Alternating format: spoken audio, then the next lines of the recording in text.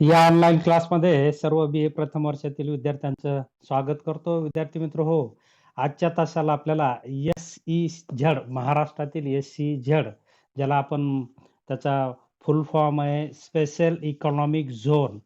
Special economic zone म्हणजे विशेष आर्थिक क्षेत्र. विशेष आर्थिक क्षेत्र. याच्यावरही एम-सी-क्यू येऊ शकतं, की एस-ई-झेडचा लाँग फॉर्म सांगा. तर त्याला आपण स्पेशल इकॉनॉमिक झोन इंग्लिशमध्ये म्हणतात, तर मराठीमध्ये विशेष आर्थिक क्षेत्र असं म्हटलं जातं. तर अशा प्रकारे विशेष आर्थिक क्षेत्र म्हणजे महाराष्ट्रात 10 फेब्रुवारी 2006 पासून सुरू झालेले आहेत. तत्पूर्वी आपण त्याची पार्श्वभूमी पाहूया, की अ, विशेष आर्थिक क्षेत्राची मुख्य भूमिका जे उद्योग क्षेत्रामध्ये आपण पाहतो, की वेगवेगळ्या प्रकारचे उद्योग असतात. परंतु स्वतंत्र आपण पाहिलं, की जगाच्या इतिहासामध्ये असे काही देश आहेत, की ज्यांनी आंतरराष्ट्रीय पातळीवर मोठ्या फार प्रमाणात आंतरराष्ट्रीय मार्केट कॅप्चर केलेलं आहे किंवा त्याचा त्यांचा तिथला टक्का सहभागाचा टक्का वाढलेला आहे. एखाद्या राष्ट्राचा जर विकास करायचा असेल, तर आंतरराष्ट्रीय मार्केटमध्ये त्या देशातील वस्तू विकल्या गेल्या पाहिजे. म्हणजेच निर्यात वाढली पाहिजे. जेवढी जास्त निर्यात तेवढं फायदा जास्त होतो, राष्ट्राला फायदा जास्त होतो आणि राष्ट्राचा विकास घडून येतो. आपण पाहतो की 1991 पर्यंत आपल्या भारताचा जर आपण विचार केला, तर भारतीय अर्थव्यवस्था ही बंदिस्त होती. आपली निर्यात फार कमी होती, आयात जास्त होती आणि आपला व्यापार तोल, आंतरराष्ट्रीय व्यापार तोल आपला हा तुटीचा होता. आपण पाहतो की स्वातंत्र्य मिळाल्यापासून 1-2 वर्षाचा जर अपवाद जर सोडला, तर बाकी सर्व वर्ष तुटीचाच व्यापार आपला होता. तुटीचा व्यापार म्हणजे आयात जास्त, निर्यात कमी. म्हणजे निर्यातीवर आणि आंतरराष्ट्रीय व्यापार हा कंप्लीट विदेशी चलनावर होत असतो आणि म्हणून एखाद्या राष्ट्राचा विकास जर करायचा असेल तर विदेशी चलनाची ही भूमिका खूप महत्त्वाची असते आणि म्हणून आंतरराष्ट्रीय बाजारपेठेमध्ये चीनचा एक आदर्श होता, की चीनने 1900 म्हणजे 90-91च्या दरम्यान अशा प्रकारचे स्पेशल इकॉनॉमिक झोन, विशेष आर्थिक क्षेत्र अशा प्रकारचे उद्योग उभे करून म्हणजे जे की फक्त निर्यातीसाठीच वस्तूची निर्मिती करतील आणि तिथे मूलभूत पायाभूत सुविधा आणि सरकारच्या सगळ्या स्कीम त्या ठिकाणी त्या उद्योगाला देऊन फक्त निर्यातीसाठीच वस्तूची निर्मिती अशा प्रकारचं विशेष क्षेत्र उद्योगामध्ये विशेष अशा प्रकारचे उद्योग स्थापन करून चीनने काय केलं, की आंतरराष्ट्रीय मार्केटमध्ये आपला विदेशी व्यापार वाढवला आणि त्यांचा विदेशी व्यापार अनुकूल करून घेतला आणि त्यांचा विकास झपाट्याने झालेला आपल्याला दिसून येतो.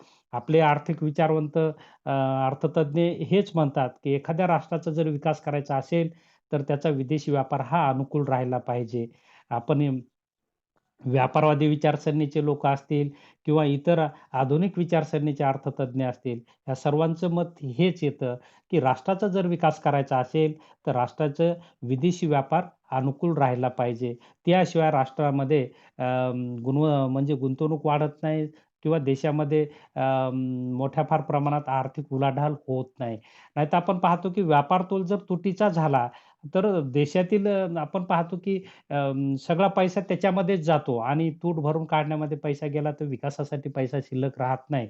आणि आपण पाहतो की भारताची एवढी मोठी लोकसंख्या आहे आणि भारतामध्ये आपण पाहतो की नवप्रवर्तन फार कमी प्रमाणात होतं आणि अ, हे सगळं वाढावं यासाठीच भारतीय अर्थव्यवस्था आपण पाहतो खुली केली आणि त्यानुसार शिक्षण क्षेत्रातही बदल करण्यात आले आणि आज जो आपण पाहतो की आजचा भारत आणि 90च्या दशक 1990च्या दशकातील भारत यामध्ये खूप फरक आहे. फरक हा आहे, की आपण आता मुक्त अर्थव्यवस्थेचे धोरण स्वीकारलेलं आहे. जागतिक स्पर्धेमध्ये भारत उतरलेला आहे. आणि मग जगातील काही देश कसे विकास करतात, तर त्याचा आदर्श म्हणजे आपण चीनचं घेतलं होतं, की चीनमध्ये अशा प्रकारचे स्पेशल इकॉनॉमिक झोन, एस-ई-झेड तयार करून चीनने आपली निर्यात खूप मोठ्या प्रमाणात वाढवली होती आणि त्या निर्यातीच्या जोरावर चीनने जगामध्ये दबदबा निर्माण केला, की 2 आकडी विकास दर त्यांनी गाठला होता. आपण पाहतो, की भारताने या प्रकारचा प्रयत्न करण्याचा प्रयत्न केलेला आपल्याला या विशेष आर्थिक क्षेत्राच्या माध्यमातून दिसून येतो, की अशा प्रकारचे स्वतंत्र उद्योग या ठिकाणी त्यांना निर्माण करणं आणि त्यामध्ये निर्माण झालेली वस्तू ही निर्यातीसाठीच असेल, गुणवत्तायुक्त असेल आणि त्या उद्योगासाठी आज म्हणजे अ, मोठ्या फार प्रमाणात सवलती दिल्या, जेणेकरून निर्यातीसाठी वस्तूची निर्मिती चांगल्या पद्धतीने होईल आणि देशाची निर्यात वाढेल. आज आपण पाहतो, की साधारणपणे भारताचे विदेशी व्यापार जगाच्या तुलनेत साधारणपणे 2-3% वरच आहे. तो 10% 15% जर न्यायचा असेल, तर निर्यात आपली वाढली पाहिजे आणि निर्यात जर वाढवायची असेल, तर उद्योग क्षेत्राला उद्योग क्षेत्र वाढलं पाहिजे, त्याला सवलती वाढल्या पाहिजे, त्याच्यामध्ये तंत्रज्ञानाचा वापर झाला पाहिजे, नवनवीन संशोधन झालं पाहिजे, वस्तू गुणवत्तायुक्त झाली पाहिजे, कमी उत्पादन खर्चात वस्तू निर्माण झाली पाहिजे आणि आंतरराष्ट्रीय व्यापारातील अडथळे दूर झाले पाहिजे. त्याशिवाय विदेशी व्यापार आपण पाहतो, की अ, होणार नाही, वाढणार नाही आणि तो वाढावा यासाठी शासनाचा प्रयत्न असतो. कुठल्याही शासनाला वाटतं, की आपल्या देशाचा विकास झाला पाहिजे आणि त्याच भूमिकेतून आपल्या महाराष्ट्रात असेल आणि आपल्या देशात असेल, अशा प्रकारचं एक जागतिक स्पर्धेचा फायदा घेण्यासाठी किंवा जागतिक स्पर्धेमध्ये सक्षमरित्या उतरण्यासाठी, निर्यात योग्य उत्पादन करण्यासाठी आणि त्या अनुषंगाने आपल्या देशात मोठ्या फार प्रमाणात गुंतवणूक व्हावी, त्यातून देशातील लोकांना मोठ्या फार प्रमाणात रोजगार प्राप्त व्हावा आणि एक गुणवत्तायुक्त वस्तू निर्माण करून एक आंतरराष्ट्रीय व्यापार आपला अनुकूल करावा, हीच भूमिका किंवा हे महत्त्वाचे उद्देश समोर ठेवून आपल्या भारतामध्ये विशेष आर्थिक क्षेत्र कायदा करण्यात आला आणि तो 10 फेब्रुवारी 2006 ला आपल्याकडे स्वीकारण्यात आला आणि त्यानुसार मोठ्या फार प्रमाणात आपण पाहतो की अ, या ठिकाणी उद्योग उभारण्याचे त्याचे वेगवेगळे प्रकार होते. उद्योगाच्या आपण पाहितलं की वस्तूच्या काल आपण औद्योगिक संरचनेमध्ये पाहितलं की उपभोग्य वस्तू निर्माण करणारे उद्योग, पुनर्निर्माण वस्तू निर्माण करणारे उद्योग आणि भांडवली वस्तू निर्माण करणारे उद्योग. या तिन्ही प्रकारामध्ये या अं, विशेष आर्थिक क्षेत्रामध्ये वेगवेगळं आरक्षण दिल्या गेलं आणि यानुसार त्यांना जमीन उपलब्ध करून दिली, वीज उपलब्ध करून दिली, पायाभूत सुविधा दिल्या. त्या सरकारी करामध्ये 5 वर्षासाठी आणि पुढील आणखी 5 वर्षासाठी विशेष सवलती देण्यात आल्या. तर त्याच्या पाठीमागे हाच उद्देश, की भारताची निर्यात वाढावी आणि आपण पाहतो, की गुंतवणुकीसाठी महाराष्ट्र हे सर्वात सेफ असं राज्य आहे, सुरक्षित राज्य आहे, की महाराष्ट्रात आपण पाहतो, की भौगोलिक परिस्थिती असेल, राजकीय परिस्थिती असेल, सामाजिक परिस्थिती असेल, या ठिकाणी मोठ्या फार प्रमाणात श्रमाचा पुरवठा आहे. या ठिकाणी तशा प्रकारचं अनुकूल वातावरण असल्यामुळे महाराष्ट्राला विशेष पसंती या ठिकाणी दिल्या जाते आणि भारतामध्ये जे काही सेज स्थापन झाले, सेजच्या माध्यमातून जे काही उद्योग उभारले गेले, त्यामध्ये जवळपास महाराष्ट्रातीलच टक्का हा सर्वात जास्त आहे आणि म्हणून आपण पाहतो की अ, अशा प्रकारचे सेज उभे राहावे, निर्माण व्हावेत, निर्यात वाढावी, त्यातून लाखो लोकांना रोजगार भेटावा, हीच भूमिका शासनाची होती आणि त्या अनुषंगाने अशा प्रकारचा एक विशेष आर्थिक क्षेत्र कायदा भारतात आणि पर्यायाने तो महाराष्ट्रात. कारण आपण पाहतो, की केंद्र सरकारला अशा प्रकारचा कायदा करण्याचा अधिकार आणि इतर राज्यांमध्ये तशा प्रकारचे उद्योग उभे करण्याचं स्वातंत्र्य त्या राज्याला देण्यात आल्यामुळे आपण पाहतो, की महाराष्ट्रात अशा प्रकारचे मोठे उद्योग या माध्यमातून आले आणि त्यातून बऱ्याच प्रमाणात आपण पाहतो, की निर्यात वाढली, लोकांना रोजगार मिळाले. अ, तर या संदर्भात आपल्याला डिटेल्स माहिती या ठिकाणी पाहायची आहे, की उत्पादन प्रक्रियेमध्ये ज्या काही त्रुटी जाणवत होत्या, जसे की शासकीय नियंत्रणे आपण पाहतो, की आपल्या देशामध्ये 1991 पर्यंत परवाना राज पद्धती होती, की एखादा उद्योग जर स्थापन करायचा तर हजारो ऑफिस म्हणजे जे 5-50 ऑफिसेस आहेत, त्या सगळ्यांच्या स्वतंत्ररित्या परवानग्या घ्याव्या लागायच्या आणि याच्यामध्ये आपण पाहतो, की पहिले सरकारी कार्यालयामध्ये परवानगी मिळण्यासाठी मोठ्या फार प्रमाणात भ्रष्टाचार होत होता, दप्तर दिरंगाई होत होती आणि त्या उद्योजकाचा उत्साह निघून जायचा आणि नंतर कुठे परवाना भेटत होता. जिथे वजन ठेवलं तिथंच परवाना भेटत होता आणि त्यामुळे ज्याची इच्छा आहे ते उद्योग करू शकत नव्हता आणि म्हणून हे सगळं आता वातावरण बदललेलं आहे. एक काळ असा होता, की भारतीय अर्थव्यवस्थेमध्ये काही करायचं म्हटलं तर पैसे दिल्याशिवाय काही परवाना मिळत नव्हता. पण आज आपण पाहतो शासनानं परवानग्या खूप सोप्या केलेल्या आहेत, ऑनलाईन केलेल्या आहेत. 8 दिवसाचं त्याला बंधन ठेवलेलं म्हणजे आता भ्रष्टाचार इथे शून्य व्हायला लागलेला आहे. आणि त्यामुळे आता आपण पाहतो make in India, startup India, stand up India, digital India, smart cities, says हे जे कायदे केले किंवा अशा प्रकारचे योजना आणल्या त्याच्या पाठीमागे मुख्य उद्देश हा, की भारतातील उद्योग क्षेत्रामध्ये गुंतवणूक वाढावी आणि त्यातून निर्यात वाढावी आणि निर्यात वाढली की राष्ट्राच्या विकासाला चालना मिळते. त्याचबरोबर देशात गुंतवणूक वाढते. गुंतवणूक वाढली की रोजगार निर्माण होतो. रोजगार निर्माण झाले की लोकांचं राहणीमान बदलतं आणि बदलत्या राहणीमानालाच आपण विकास असं म्हणतो. म्हणजे विकासासाठी हे सगळं आज आपण पाहतो की जी बंधने होती पूर्वीच्या काळी एखादा उद्योग उभारण्यासाठीची, ती सगळी बंधने आता शिथिल करण्यात आलेली आहे. आंतरराष्ट्रीय आंतरराष्ट्रीय क्षेत्रामधील किंवा स्तरावरील सगळी बंधने आता शासनानं शिथिल केलेली आहेत. भारतीय अर्थव्यवस्था आता मुक्त ठेवलेली आहे आणि मुक्त अर्थव्यवस्थेमध्ये आपण पाहतो की त्यामुळेच भारतामध्ये विदेशी गुंतवणूक असेल, स्वदेशी गुंतवणूक असेल, मोठ्या फार प्रमाणात आता वाढत आहे. जसे की सुरुवातीला जी शासकीय नियंत्रणे होती, दप्तर दिरंगाई होती, अत्याधुनिक पायाभूत सुविधांचा अभाव होता, अस्थिर शासकीय धोरण या सर्व गोष्टी दूर करण्याच्या तसेच परकीय गुंतवणूक आकर्षित करण्याच्या उद्देशाने एप्रिल 2000 मध्ये विशेष आर्थिक क्षेत्र सेज ज्याला आपण म्हणतो धोरण जाहीर केले. सेज निर्मिती मागे पहा काय उद्देश होते, कमीत कमी नियंत्रण, आकर्षक सवलती, अत्याधुनिक पायाभूत सुविधा पुरवून विशेष आर्थिक क्षेत्र हे अ, हे आर्थिक वाढीस चालना देणारे प्रमुख अभियंत्र बनावे असा उद्देश शासनाचा होता. 1 नोव्हेंबर 2000 पासून ते 9 फेब्रुवारी 2006 पर्यंत. जसे आपण पाहतो की महाराष्ट्रात 10 फेब्रुवारी 2006 पासून अशा प्रकारचं धोरण लागू झालं. पण 2000 पासून याच्यावर टप्प्यावर चर्चा झाली. तशा प्रकारचे वेगवेगळ्या सभागृहामध्ये विधेयक मांडण्यात आले आणि आपण पाहतो आपल्याकडे लोकशाही आहे आणि काही विधेयकं यायला बहुमताची गरज असते आणि एवढा काळ त्यामध्ये गेला 2000 ते 2006 पर्यंत. म्हणजे 9 फेब्रुवारी 2006 पर्यंत विशेष आर्थिक क्षेत्र कार्यप्रणाली ही परकीय व्यापार धोरणानुसार ठरत होती. गुंतवणूकदारांचा विश्वास वाढविण्यासाठी विशेष आर्थिक क्षेत्र धोरणाला बळकटी देण्यासाठी व आर्थिक वाढ आणि रोजगारात भरीव वाढ करण्याच्या उद्देशाने विशेष आर्थिक क्षेत्र विधेयक तयार करण्यात येऊन मे 2005 मध्ये विशेष आर्थिक क्षेत्र कायदा संसदेत संमत झाला. संसद कुठं आहे? केंद्रामध्ये आणि 23 जून 2005 ला कायद्यास राष्ट्रपतीची संमती मिळाली.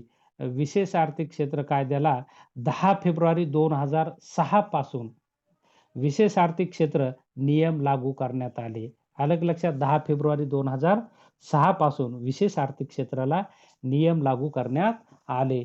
विशेष आर्थिक क्षेत्रांना शुल्कविरहित अंतःक्षेत्र म्हणतात. विशेष आर्थिक क्षेत्रांना परकीय क्षेत्र म्हणून गणले जाते. म्हणजे फक्त निर्यातीसाठीच वस्तूची निर्मिती त्या ठिकाणी होते आणि म्हणून ते परकीय क्षेत्र म्हणून त्याला गणलं जायचं किंवा ओळखलं जायचं. फक्त परकीय म्हणजे गुंतवणूक म्हणजे निर्यात करण्यासाठीच वस्तूची निर्मिती म्हणजे विदेशासाठीच वस्तूची निर्मिती म्हणजे परकीय क्षेत्र म्हणून त्याला गणलं जायचं. विशेष आर्थिक क्षेत्र विकसित करणाऱ्याला सेज विकासक असे म्हणतात. म्हणजे ज्याचे सेज आहेत अशा प्रकारे त्याला विकासक असं म्हणतात आणि प्रत्येक विशेष आर्थिक क्षेत्र हे प्रक्रिया आणि प्रक्रिया रहित क्षेत्र 2 भागात त्याची विभागणी केलेली आहे विशेष आर्थिक क्षेत्राची. एक प्रक्रिया क्षेत्र आणि दुसरं म्हणजे प्रक्रिया रहित म्हणजे क्षेत्र अशा 2 भागात त्याची विभागणी केलेली आहे. प्रक्रिया क्षेत्रात विशेष आर्थिक क्षेत्र प्रकल्पांना परवानगी दिली जाते. म्हणजे पहा वस्तूवर प्रक्रिया क्षेत्रात विशेष आर्थिक क्षेत्र प्रकल्पांना परवानगी दिली जाते आणि प्रक्रिया रहित क्षेत्रात पायाभूत सुविधा उभारल्या जातात. म्हणजे विशेष आर्थिक क्षेत्राला परवानगी कुठे मिळते? प्रक्रिया क्षेत्राच्या या प्रकारामध्ये आणि पायाभूत सुविधा निर्माण करायची ते केल्या जातात ज्या कंपनीकडून त्याला काय म्हणायचं? प्रक्रियारहित क्षेत्रात अशा प्रकारची पायाभूत सुविधा उभारणी केल्या जाते. जी काही विशेष आर्थिक क्षेत्राच्या निर्मिती पाठीमागील शासनाची मुख्य उद्देश होते, ते उद्देश या ठिकाणी आपल्याला पाहावयास मिळतात. त्यामध्ये पहिला उद्देश आहे वाढीव आर्थिक कार्य निर्माण करणे. म्हणजे आपण पाहतो की निर्यात वाढावी त्यासाठी गुणवत्तायुक्त वस्तू लागते. टिकाऊ वस्तू लागते. त्याचबरोबर सगळ्या गोष्टी त्यामध्ये आल्या पाहिजे. कारण आपण पाहतो की विदेशामध्ये कुठली गोष्ट विकत नाही. त्यांच्याकडे सगळ्या टेस्टिंग होत असतात आणि त्या टेस्टमध्ये जर मानवी आरोग्याला व्यवस्थित असेल वस्तू तरच तिची आयात केल्या जाते, नाहीतर आयात केल्या जात नाही आणि म्हणून अ, आंतरराष्ट्रीय बाजारपेठेतील सगळे मानक या ठिकाणी स्वीकारून आणि सगळीकडे ह्या वस्तूंना कशी मागणी येईल या अनुषंगाने वाढीव आर्थिक कार्य निर्माण करण्यात आलं. वस्तू व सेवांच्या निर्यातीस प्रोत्साहन देण्यात आलं. तर देशी तसेच परकीय गुंतवणुकीस प्रोत्साहन देणे, त्यानंतर रोजगाराच्या संधी निर्माण करणे आणि पायाभूत सुविधांचा विकास करणे. आपण पाहिलेलं की जे प्रक्रिया विरहितमध्ये पायाभूत सुविधा येतात आणि प्रक्रिया क्षेत्रामध्ये विशेष आर्थिक क्षेत्र येतात. असे 2 प्रकारात त्याची विभागणी आहे. तर अशा प्रकारच्या मग तिथे सगळ्या प्रकारच्या पायाभूत अत्याधुनिक पायाभूत सुविधा असतील, विमानाची सुविधा असेल, रेल्वेची सुविधा असेल, सगळ्या आंतरराष्ट्रीय मार्केट ज्याला आपण पाहतो, की सगळ्या पायाभूत सुविधा जिथे असतात तिथेच निर्यात वाढते आणि तशा प्रकारच्या उपलब्ध करून देण्यासाठी शासनानं प्रयत्न केलेला आपल्याला दिसून येतो. इथे संमतीची प्रक्रिया आहे, की कोणते खाजगी, सार्वजनिक, संयुक्त उद्योग हे उद्योग निर्माण करण्याचे प्रकार आहेत. औद्योगिक संघटनचे प्रकार आहेत, की म्हणजे खाजगी क्षेत्राच्या माध्यमातून शेज उभा करता येतं, सार्वजनिक क्षेत्राच्या माध्यमातून उभा करता येतं किंवा संयुक्तरित्या म्हणजे सरकार आणि खाजगी लोकं एकत्रित येऊन शेज विकासक एकत्रित येऊन अशा प्रकारची कंपनी स्थापन करून राज्य सरकार किंवा तिच्या संस्था विशेष आर्थिक क्षेत्र उभारणी करू शकतात. परकीय उद्योगांना विशेष आर्थिक क्षेत्र उभारणीस परवानगी असते. त्यानंतर विशेष आर्थिक क्षेत्र विकासक विशेष आर्थिक क्षेत्र निर्मितीचा प्रस्ताव संबंधित राज्य शासनाकडे सादर करतो. राज्य शासन हा प्रस्ताव शिफारसीसह 45 दिवसाच्या आत संबंधित मंडळाकडे संमतीसाठी पाठवते. विकासकालाही विशेष आर्थिक क्षेत्र निर्मितीचा प्रस्ताव या मंडळाकडे पाठवण्याचा अधिकार असतो. विशेष आर्थिक क्षेत्र कायद्यानुसार याची संमती मंडळाची स्थापना केंद्र सरकार करत असते. संमती मंडळात 19 सदस्य असतात. यापैकी वाणिज्य विभागाचे सचिव या मंडळाचे अध्यक्ष असतात. मंडळातील निर्णय बहुमताने घेतले जातात. संमती मंडळाच्या स्वरूपात एक खिडकी उपलब्ध झाल्याने विशेष आर्थिक क्षेत्र निर्मिती प्रकल्पाचा जलद निपटारा होतो. संमती मंडळाने संमती दिल्यानंतर केंद्र सरकार अशा विशेष आर्थिक क्षेत्राच्या विकासकाला परवानगी देऊन ते आर्थिक क्षेत्र अधिसूचित केले जाते.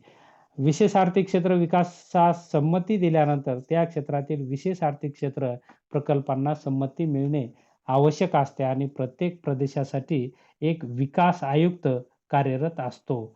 या आयुक्ताच्या अध्यक्षतेखाली प्रादेशिक स्तरावर एक समिती कार्यरत असते. या समितीत कस्टम विभागाचे तसेच राज्य शासनाचे प्रतिनिधी असतात. विशेष आर्थिक क्षेत्र प्रकल्पांना मंजुरी देण्याचे काम ही समिती करत असते. विशेष आर्थिक क्षेत्र प्रकल्प उभारल्यानंतर वेळोवेळी त्यांच्या कामगिरीचे परीक्षण करणे, नियम व अटींची पूर्तता किंवा परकीय व्यापार कायद्यांचे उल्लंघन आदी बाबींचे विश्लेषण प्रादेशिक समिती करत असते. विशेष आर्थिक क्षेत्र प्रक्रिया त्रिस्तरीय आहे. भारत सरकार, संमती मंडळ आणि प्रादेशिक स्तरावरील समिती अशा प्रकारचे 3 स्तर यामध्ये असलेले आपल्याला दिसून येते. त्यामध्ये भारत सरकार, संमती मंडळ आणि प्रादेशिक स्तरावरील समिती. सवलती आणि प्रोत्साहने शासनाकडून सवलती कुठल्या-कुठल्या मिळतात हे यामध्ये दिलेलं आहे. की संमती मंडळाने संमती दिलेल्या विशेष आर्थिक क्षेत्र विकासासाठी लागणारे सीमा शुल्क आणि उत्पादन शुल्क माफ केले जाते. पहा, हे जे कराचे प्रकार आहेत, सीमा शुल्क आणि उत्पादन शुल्क हे माफ केलं जातं. त्यानंतर विशेष आर्थिक क्षेत्र विकास व्यवसायात मिळालेल्या उत्पन्नावर 15 वर्षापैकी कुठल्याही 10 वर्षात 1961 आयकर कायदा सेक्शन 80 आ, ए, बी नुसार आयकर माफ केला जातो. पहा 10 वर्ष आयकरात माफ सवलत दिल्या जाते. त्यानंतर तिसरी सवलत आहे 1961 आयकर कायदा सेक्शन 115 जी-बी नुसार किमान पर्यायी कर माफ केला जातो. 1961 आयकर सेक्शन 115 ओ नुसार लाभांश वितरण कर माफ केलेला आहे. केंद्रीय विक्री कर माफ आहे. विशेष आर्थिक क्षेत्र कायद्यान्वये सेवा करात देखील सूट आहे. त्यावेळेस सेवा कर होता. आता आपण पाहतो जी आलेला आहे. तर अशा प्रकारच्या विविध करांमध्ये सोयी सवलती देऊन निर्यात वाढविण्यासाठीचा हा शासनाचा प्रकल्प असलेला आपल्याला दिसून येतो, की विशेष सवलती देऊन अशा प्रकारचे विशेष उद्योग निर्माण करून फक्त निर्यातीसाठीच वस्तू निर्माण करणे आणि त्यातून आपला विदेशी व्यापार संतुलित करणे हा मुख्य उद्देश शासनाचा असलेला आपल्याला दिसून येतो. त्यामधून विदेशी गुंतवणूक, स्वदेशी गुंतवणूक, रोजगार आणि नैसर्गिक साधनांवर योग्य प्रक्रिया हे मुख्य उद्देश असलेले आपल्याला दिसून येतात. विशेष आर्थिक क्षेत्र प्रकल्पना देशी व परकीय गुंतवणुकीत वाढ होण्याच्या उद्देशाने मिळणाऱ्या सवलती आणि प्रोत्साहने आपण या ठिकाणी पाहितलेली आहेत. त्यामध्ये आणखी काही सवलती आहेत.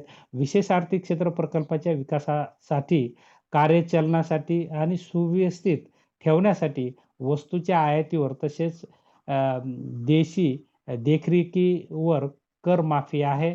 त्यानंतर विशेष आर्थिक क्षेत्र प्रकल्पातून मिळालेल्या निर्यात उत्पन्नात 1961 कायदा सेक्शन 10 ए नुसार निगम करात पहिल्या 5 वर्षासाठी 100%, पुढील 5 वर्षासाठी 50% करमुक्तता, नफ्यातील रकमेतून पुनर्गुंतवणूक केल्यास पहिल्या 50% गुंतवणुकीस करमुक्तता, 10 सेक्शननुसार दिली जाणारी ही सवलत 31 मार्च 2020 आधी स्थापन झालेल्या विशेष आर्थिक क्षेत्र प्रकल्पांनाच राहील.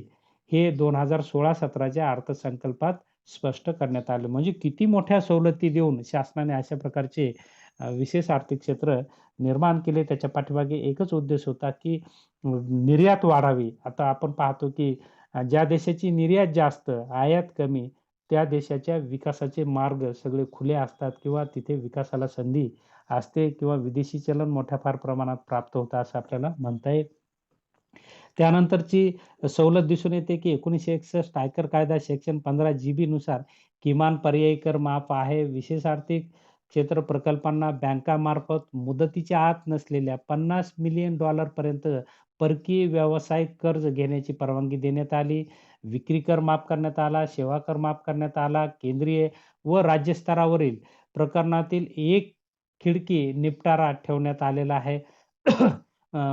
त्यानंतर संबंधित राज्य सरकार देत असल्यास राज्य विक्री कर व इतरही शुल्क ते त्या गव्हर्नमेंटवर, स्टेट गव्हर्नमेंटवर सोडलेलं आपल्याला दिसून येतं. विशेष आर्थिक क्षेत्र उभारण्याचे नियम व अटी या ठिकाणी दिलेले आहेत. त्यामध्ये पहिली अट आपल्याला या ठिकाणी दिसून येते, की विशेष आर्थिक क्षेत्रावर क्षेत्रीय नियोजन, प्रदूषण नियंत्रण, टिकाऊ व उत्सर्जित पदार्थांचे व्यवस्थापन व संबंधित स्थानिक कायदे आणि नियम हे बंधनकारक करण्यात आलेले आहेत. विशेष आर्थिक क्षेत्र निर्माण मर्यादा ही त्यांच्या प्रकारावरून ठरते. पहा, विशेष आर्थिक क्षेत्राच्या ह्या मर्यादा दिलेल्या आहेत, की कोणत्या-कोणत्या प्रकारात विशेष आर्थिक क्षेत्र निर्माण होतं. बहुउत्पादन क्षेत्रासाठी 1000 हेक्टर जमीन मर्यादित ठेवण्यात आली, की कमीत कमी 1000 हेक्टर जमीन उद्योगाकडे असणं गरजेचं आहे आणि ती सरकारने मिळवून देणं, अशा प्रकारची अट त्या ठिकाणी टाकलेली आहे, की सरकार अशा प्रकारचं स्वतः पुढाकार घेऊन या उद्योगासाठी अशा प्रकारच्या जमिनी, मोठ्या फार प्रमाणात जमिनी या कंपन्यांना उपलब्ध करून देतं. बहुउत्पादन पद्धत म्हणजे बहुउत्पादन घेणाऱ्या कंपनीला 1000 हेक्टर अ, क अ, जमिनीची मर्यादा ठेवण्यात आलेली आहे. त्यानंतर एकल उत्पादन क्षेत्रासाठी 100 हेक्टर आणि मुक्त व्यापार आणि वखार क्षेत्रासाठी 40 हेक्टर आणि माहिती तंत्रज्ञान क्षेत्रासाठी 10 हेक्टर इतकी जमिनीची मर्यादा ठेवण्यात आलेली आहे. पुन्हा एकदा रिपीट करतो. बहुउत्पादन क्षेत्रासाठी 1000 हेक्टर जमीन, त्यानंतर एकल उत्पादन क्षेत्रासाठी 100 हेक्टर जमीन, मुक्त व्यापार व वखार क्षेत्रासाठी 40 हेक्टर जमीन, तर माहिती तंत्रज्ञान क्षेत्रासाठी 10 हेक्टर इतकी जमिनीची मर्यादा त्यांनी ठेवलेली आहे आणि ही जमीन उपलब्ध करून देण्यासाठी शासन स्वतः प्रयत्न करेल अशा प्रकारची भूमिका शासनाने ठेवली होती. पुढे आपण टीका पाहताना आपल्याला असं लक्षात येईल, की या सवलतीचा उद्योजकांनी खूप फायदा घेतला आणि जमिनी शेतकऱ्यांच्या लाटल्या आणि उद्योग उभे नाही, शेतकऱ्यांच्या जमिनी लाटल्या गेल्या आणि शेतकरी उद्ध्वस्त झाला. अशा प्रकारची टीका पुढे आपल्याला करता येईल. परंतु या ठिकाणी बहुउत्पादन क्षेत्रासाठी 1000 हेक्टर, एकल उत्पादन क्षेत्रासाठी 100 हेक्टर, मुक्त व्यापार आणि वखार क्षेत्रासाठी 40 हेक्टर, माहिती तंत्रज्ञान क्षेत्रासाठी 10 हेक्टर इतकी जमीन मर्यादा ठेवण्यात आलेली आहे. विशेष आर्थिक क्षेत्राची सद्यस्थिती या ठिकाणी दिलेली आहे, की 1 जानेवारी 2016ला 415 विशेष आर्थिक क्षेत्र तात्विकदृष्ट्या मंजुरी देऊन त्यापैकी 329 विशेष आर्थिक क्षेत्र अधिसूचित करण्यात आले. त्यापैकी 205 क्षेत्र सध्या कार्यरत आहेत. या 205 विशेष आर्थिक क्षेत्रापैकी एकूण 4,127 विशेष आर्थिक क्षेत्र प्रकल्पांना मंजुरी देण्यात आलेली आहे. महालेखापालांच्या परीक्षणानु म्हणण्यानुसार अजूनही विशेष आर्थिक क्षेत्र संपादित केलेल्या 52% जमिनी वापरल्या गेल्या नाही. टीकाकार करताना टीका ही आहे, की सर्वात मोठा धोका हा होता SEZमध्ये. फक्त त्यांनी जमिनी गव्हर्नमेंटकडून कंपन्यांनी जमिनी शेतकऱ्यांच्या वसूल केल्या, घेतल्या. स्वस्त दरामध्ये फक्त जमिनी सावरल्या यांनी आणि कंपन्या काही उभ्या केल्या नाही. तशाच नुसत्या आता कंपन्यांच्या नावाने जमिनी म्हणजे शेतकरी लुटला गेला आणि जमिनीवर उद्योगही उभे राहिले नाही. अशी शेतची अवस्था झालेली आहे. महालेखापालांच्या परीक्षणामध्ये ही बाब उघड झालेली आहे, की संपादित केलेल्या 52% जमिनी ह्या वापरल्याच नाहीत. 14% जमिनी इतर व्यावसायिक कामासाठी वापरल्या. ज्या कामासाठी जमिनी दिल्या, त्या कामासाठी जमिनी वापरल्या नाही. स्वतःच्या फायद्यासाठी जमिनीचा उपयोग करून उद्योजकांनी घेतला. विशेष आर्थिक क्षेत्र 50 ते 60% हे क्षेत्र माहिती तंत्रज्ञानासाठीच कार्यरत म्हणून जसं की आपण पाहतो की आपली निर्यात वाढावी म्हणून बहुक्षेत्र उत्पादन वाढावेत म्हणून शासनाने हे विशेष आर्थिक क्षेत्र आणले होते. परंतु तिथे आपण पाहतो की माहिती तंत्रज्ञान क्षेत्राच्याच कंपन्या जास्त आल्या आणि म्हणून जो उद्देश होता शासनाचा की निर्यात वाढ करणे बहुउत्पादन क्षेत्राच्या माध्यमातून, तो उद्देश सफल झाला नाही. म्हणून महाराष्ट्र शासनाने आता सध्या तरी शेतचं सगळं जे पॅकेज आहे हे सगळं बंद केलेलं आहे आणि शेतचं सध्या विचार हा बंद आहे. शेतच्या माध्यमातून शेतकऱ्यांची फसवणूक झाली. व्यापाऱ्यांनी गव्हर्नमेंटची फसवणूक केलेली आहे. फक्त गव्हर्नमेंटला धरून त्यांनी शेतकऱ्यांच्या जमिनी बळकावल्या आणि दुसरेच उत्पादन घ्यायला लागले.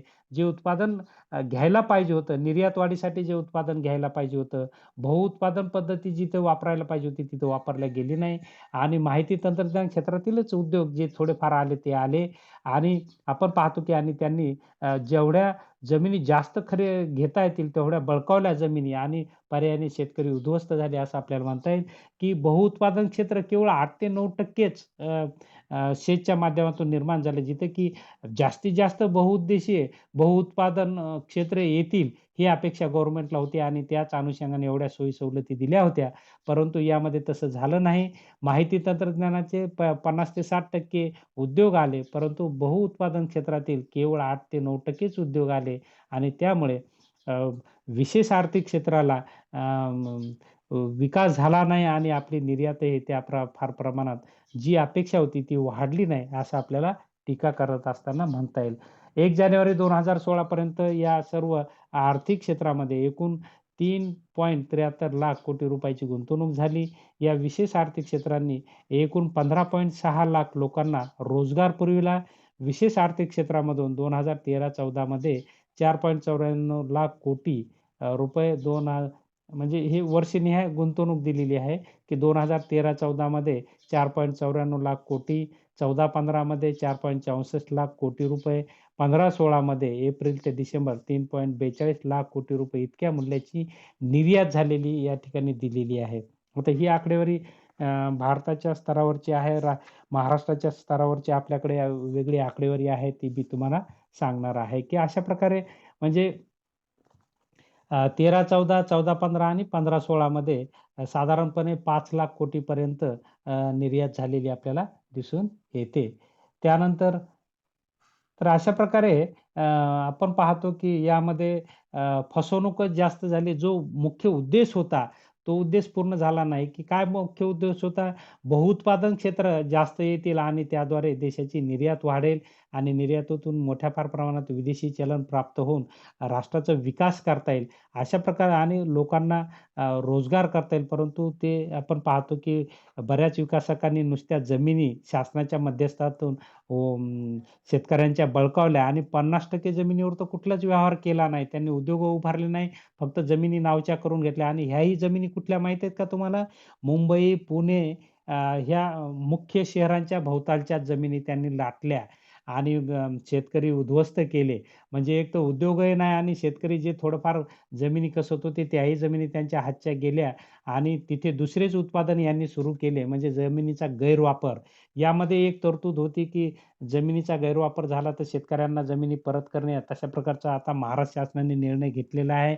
ज्या सेजनं कंपनीने जमिनी दिल्या, परंतु कंपन्या उभारल्या नाही. आता त्यांच्या जमिनी आता शासन शेतकऱ्यांना देण्याचा प्रयत्न करणार आहे, अशा प्रकारचा विचार बातमी एक मागे आलती आणि आता तरी शासनानं हे शेतचा प्रकार सध्या थांबवलेला आहे. महाराष्ट्रामध्ये राज्य सरकारने विशेष आर्थिक क्षेत्र धोरण 10 फेब्रुवारी 2006 पासून स्वीकारले. यामध्ये उद्योगांना जलद चालना, रोजगार निर्मिती या उद्देशासाठी विशेष आर्थिक क्षेत्र अधिसूचित करताना करमुक्त, तणावमुक्त आणि मैत्रीपूर्ण व्यापार धोरण अनुसरणे यावर भर देण्यात आला होता. राज्यातील विशेष आर्थिक क्षेत्राबद्दलची स्थिती या ठिकाणी आपल्याला काही सांगता येईल. त्यामध्ये ऑक्टोबर 2017 पर्यंत महाराष्ट्रात 246 विशेष आर्थिक क्षेत्र प्रस्ताव प्राप्त झाले होते. किती? 246 2017 पर्यंत. 2006 ते 2017 या कालावधीत 246 विशेष आर्थिक क्षेत्राचे प्रस्ताव प्राप्त झाले. त्यापैकी 69 प्रस्ताव केंद्र सरकारने त्याला मान्यता दिलेली आहे. 69 प्रस्तावाला शासनाने शिफारस राज्य शासनाने शिफारस करून केंद्राने त्याला मान्यता दिलेली आहे. या 69 मध्ये केवळ 52 प्रकल्प अधिसूचित झाले. 52 प्रकल्प अधिसूचित झाले आहेत. 28 सेज प्रकल्प सध्या कार्यान्वित होते. मान्यता प्राप्त 69 प्रकल्पापैकी सर्वाधिक माहिती तंत्रज्ञान क्षेत्रातीलच आणि त्या खालोखाल एकल उत्पादनाचे आहेत. जे बहुउत्पादन क्षेत्र निर्माण करण्यासाठी सेज निर्माण केलतं, त्यामध्ये तर उद्योग उभारलेच नाही. जास्तीत जास्त माहिती तंत्रज्ञान आणि एकल उत्पादनाचे क्षेत्र उभे झाले आणि त्यामुळे आपण पाहतो, की जो शासनाचा उद्देश होता, निर्यात वाढीचा किंवा परकीय क्षेत्र म्हणून याला जे गणलं होतं, तो उद्देश या ठिकाणी पूर्ण न झाल्यामुळे सध्या तरी आपण पाहतो, की शासन आता हे धोरण थोडं त्यांनी थांबवलेलं आहे. कारण याच्यामध्ये बरेच दोष दिसून आले, की 50% जमिनीवर उद्योगच उभारले नाही किंवा ज्या जमिनी बळकावल्या त्या मोठमोठ्या मुंबई, पुणे सिटीच्या जवळच्याच आहेत आणि तिथे दुसरेच उद्योग उभे केले आणि म्हणून जमिनीचा गैरवापर मोठ्या फार प्रमाणात वाढला आणि जो उद्देश होता शासनाचा तोही उद्देश सफल झाला नाही आणि म्हणून शासनाने सध्या तरी आता शेतचं विशेष आर्थिक क्षेत्राला सध्या स्थगिती दिलेली आहे महाराष्ट्र शासनाने आणि सध्या या जिथे जमिनीचा वापर होत नाही त्या जमिनी शेतकऱ्यांना परत देता येतात का यावर सध्या शासन विचार करत आहे. अशा प्रकारे आपल्या भारत आणि महाराष्ट्रामध्ये सेजच्या माध्यमातून 2006 ते 2020 पर्यंत देशातील निर्यात वाढावी किंवा उद्योग क्षेत्र वाढावं, त्यातून लोकांना रोजगार प्राप्ती व्हावी, मोठ्या फार प्रमाणात गुंतवणूक व्हावी, देशातील नैसर्गिक साधन संपत्तीवर त्याचा पर्याप्त वापर व्हावा, हाच मुख्य उद्देश आणि देशाचा विकास पर्यायाने राज्याचा विकास करावा, हाच उद्देश समोर ठेवून शासनाने अशा प्रकारचे विशेष आर्थिक क्षेत्र SEZ ज्याला स्पेशल इकॉनॉमिक झोन असं म्हणतो, निर्माण करण्याचा प्रयत्न केला. परंतु हाही प्रयत्न चीनसारखा आपल्या देशात यशस्वी ठरला नाही. त्यामुळे आपण पाहतो की हा एक असफल असा प्रयोग झालेला आपल्याला दिसून येतो. तर की ज्यामध्ये उद्योजकांनी जमिनी शेतकऱ्यांच्या फक्त बळकावण्यासाठी पुढे आले. जमिनी घेतल्याच्या नंतर त्याच्यावर उद्योग उभारले नाही आणि पर्यायाने शासन आणि शेतकऱ्यांची फसवणूक झाल्याचं लक्षात आल्यामुळे सध्या या प्रकल्पांना स्थगिती देण्यात आलेली आपल्याला दिसून येते. तर या ठिकाणी आपण थांबूया. काही महाराष्ट्रातील सेज तुम्हाला या ठिकाणी सांगतो. आपल्याकडे 10-11 सेजची नावे आहेत. महाराष्ट्रातील सेज यामध्ये Rajiv Gandhi infotech park phase second Hinjawadi Pune माहिती तंत्रज्ञान आणि संबंधित सेवा. दुसरा सेज आहे Rajiv Gandhi infotech park phase third Hinjawadi Pune माहिती तंत्रज्ञान आणि संबंधित सेवा. लातूरमध्ये कडधान्य व तेल आहे. त्यानंतर कृष्णूर, नांदेड येथे औषधी व संबंधित उपक्रमाचा सेज आहे, प्रकल्प आहे. त्यानंतर शेंद्रा औरंगाबाद येथे औषध व जैवतंत्रज्ञान, कागल कोल्हापूर येथे कापड व संबंधित उपक्रम, बुटिबोरी नागपूर कापड व संबंधित उपक्रम, शेंद्रा औरंगाबाद येथे ऑटोमोबाईल व संबंधित उपक्रम, जालना येथे जैवतंत्रज्ञान, सिन्नर नाशिक येथे बहुवस्तू उत्पादन आणि नांदगाव पेठ अमरावती येथे बहुवस्ती उत्पादन. म्हणजे जे इथे आपल्याला 11 शेजची यादी आहे आणि यामध्ये फक्त 2च शेज हे बहुवस्तू उत्पादनाचे आहेत, जो की शासनाचा मुख्य उद्देश होता. बहुवस्तू उत्पादनाचे क्षेत्र निर्माण करून देशाची निर्यात वाढवणे, त्यामधून लाखो लोकांना रोजगार उपलब्ध करून देणे, विदेशी गुंतवणूक आकर्षित करणे. परंतु तो उद्देश सफल नाही झाला आणि माहिती तंत्रज्ञान क्षेत्रामध्ये आणि एक उत्पादन क्षेत्रामध्येच शेज जे थोडेफार निर्माण झाले ते झाले आणि आपण तर पाहिलेलं आहे, की 50% जमिनीवर कुठलेही उद्योग उभारले नाही. मग जो उद्देश होता तो सफल न झाल्यामुळे अशा प्रकारे हा एक प्रयत्न उद्योग महाराष्ट्रातील आणि पर्यायाने देशातील उद्योग क्षेत्र वाढवण्याचा शासनाचा तो काही प्रमाणात असफल झालेला आपल्याला दिसून येतो, जो की चीनमध्ये सफल झाला होता. तोच आदर्श घेऊन आपल्या देशामध्ये निर्यात क्षेत्र निर्माण करण्यासाठी किंवा निर्यात वाढीसाठी अशा प्रकारचे SEZ स्पेशल इकॉनॉमिक झोन विशेष आर्थिक क्षेत्र निर्माण करण्याचा प्रयत्न या कायद्याद्वारे झालेला आपल्याला दिसून येतो. तर या ठिकाणी थांबूया. आपण या ठिकाणी तासाला उपलब्ध झाला, शांतपणे ऐकून घेतलं त्याबद्दल आपले आभार व्यक्त करतो आणि या ठिकाणी थांबतो. धन्यवाद.